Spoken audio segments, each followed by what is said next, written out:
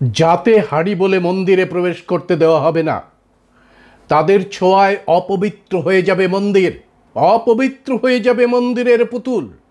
এই বাংলায় শুরু হয়েছে গুজরাট, রাজস্থান, উত্তরপ্রদেশের মতো পুঙ্গা পাষণ্ডদের আধিপত্যবাদ।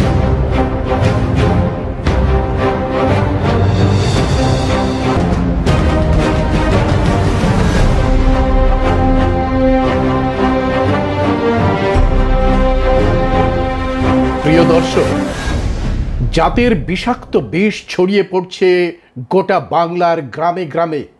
ক্রমশ যন্ত্রণাময় হয়ে উঠছে ব্রাহ্মণ্যবাদের চতুর্বর্ণের ফাঁস। তুই আদিবাসী, জন্মপাপী, অপরাধী জাতি, নৃতত্ব নিয়ে পড়া তোর শোভা পায় না।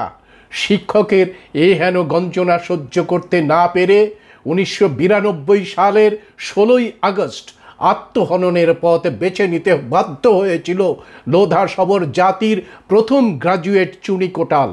কুৎসিত আদিবাসী গঞ্জনা সহ্য করতে হয়েছে সরস্বতী কেরকেট্টাকে।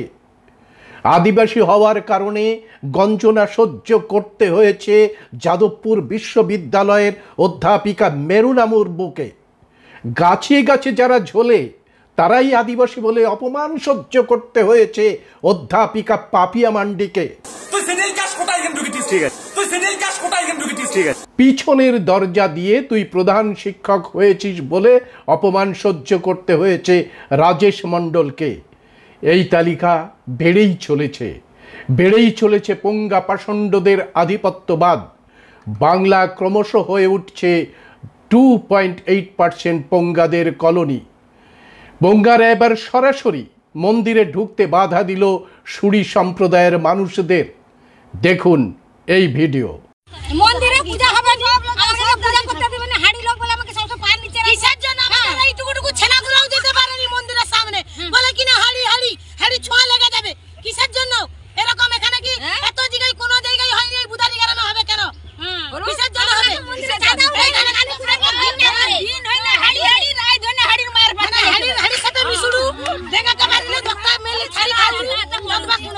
আসুন এই পুঙ্গা পাষণ্ডদের বিষ দাঁত ভেঙে দিতে একসঙ্গে আওয়াজ তুলি। জাতি তোড়ো, সমাজ জোড়ো।